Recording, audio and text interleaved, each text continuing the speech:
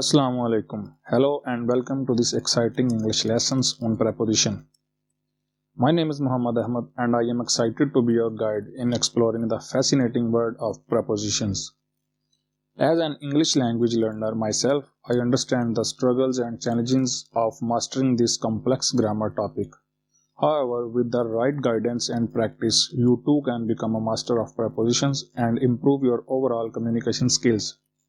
In this lesson, we will cover the basic of prepositions, their usage, and examples of how to incorporate them into your sentences. So, whether you are a beginner or an advanced learner, get ready to dive into the wonderful world of prepositions and take your English skills to the next level. A preposition is a type of word that typically comes before a noun or pronoun and shows the relationship between that word and other words in a sentence. In general, prepositions indicate things like direction, location, time, or manner. Here are some common examples of prepositions: in, on, at, to, for, with, from, of, about, and by. There are few interesting linguistic facts about prepositions. First, they are a closed class of words, which means no new prepositions get added to the language. We use a fixed set of prepositions. Second, prepositions do not have any other form. They cannot be plural, possessive, inflection, or anything else. Third, most of the prepositions have many different contextual and natural uses, so it is easy to be confused about it. Number 4. Sometimes a preposition works as nouns, adjectives, and adverbs. The fifth one, prepositions can be of 1, 2, 3 or even more words. Prepositions with 2 or more words are called phrasal prepositions. There are some commonly used phrasal prepositions which are because of, in case of, instead of, by way of, on behalf of, on account of, in care of, in spite of, and so on. So let's talk about the types of prepositions. Prepositions can be divided into different types based on their functions in a sentence. So in today's lesson, we are going to talk about some common types of prepositions, which include the first type of preposition, which is simple prepositions. These are among the most common type of prepositions. The prepositions used to express the relationship the noun and pronouns of a sentence have with the rest of the words in it are called simple prepositions. They are often used to join two clauses in terms of complex sentences and compound sentences. In simple prepositions, most popular examples are and, on, but, to, in, for, of, from, out, over, by, near, behind, inside, along, and so on. The second type of preposition is double prepositions. A double preposition is a combination of two prepositions used together to express a more specific relationship between the objects or phrases in a sentence. This is also known as a compound preposition. In examples, it include according to, along with, apart from, because of, in addition to. Now, the third type of prepositions is participle prepositions. Present participles, that is ing, and past participles, which ends in ed and en, that are used as prepositions instead of verbs, are called participle prepositions. These are participle as well as prepositions. For example, in present participle prepositions, we can say that assuming, considering, during, regarding, and so on. While in past participle prepositions, we can say that respected, given, provided, taken, etc. Now let's proceed to the fourth type of prepositions, which is disguised preposition. A disguised preposition is a word that looks like a verb, an adjective, or a noun, but functions as a preposition. Disguised prepositions can cause confusion for English learners because they can be used in different ways and have often multiple meanings. For example, let's say I am interested in learning French. In this sentence, in is a disguised preposition that functions as a marker of the prepositional phrase in learning French.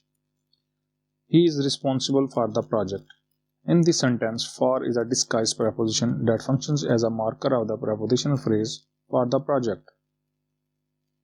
The fifth type of preposition is detached preposition. A preposition that has been detached and sent to the very end of the sentence is called detached preposition. These prepositions are detached from the interrogative or relative pronouns and adverbs but get detached for the sake of the integrity of sentences. For example, where are you coming from? Is that the neighborhood you are headed to? I won't tolerate being screamed at. This grammatical structure is not incorrect, but it can sound awkward or confusing if overused. For example, the correct version is she is the person I was talking to. But detached version we can say she is the person to whom I was talking. Let's see another example. In correct manner, it is like I don't know what you are talking about. But in detached sentence, it should be like I don't know about what you are talking. As you can see, the prepositions to and about are detached from their objects in the second versions of these sentences. The detached version is technically correct, but the first version is most commonly used and sounds more natural to most English speakers. Now, let's talk about the sixth type of preposition, which is prepositions of time. Preposition of time is a word that indicates when an action occurred or for how long an action took place. Prepositions of time help to clarify temporal relationship between events and can be used to describe the duration of an action, the beginning or end of an event, or the frequency with which an event occurs. Some common prepositions of time includes on, at, in, from, to, for, since, ago, before, till or until, by, etc. For example, in is used to indicate a general time frame such as a month, a year, or a season. In sentence, we can use it like I will be graduating from college in May. On is used to indicate a specific day or date. For example, I have an appointment with the doctor on Monday. At is used to indicate a specific time of day. For example, I usually wake up at 6 a.m. Since is used to indicate the starting point of an action or event that is still ongoing. For example, I have been studying Spanish since high school. For is used to indicate the duration of an action or event. For example, I have been waiting for you for an hour. Until is used to indicate the end point of an action or event. For example, the store is open until 9 p.m. So this is all about these prepositions. Now the seventh type of preposition is prepositions of place and direction.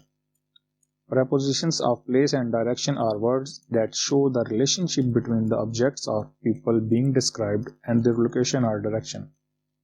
They are used to indicate where something is located or the direction is moving.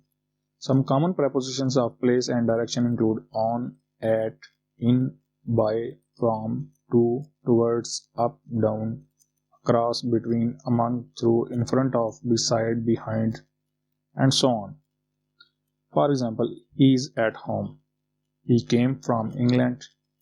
The police broke into the house. I live across the river.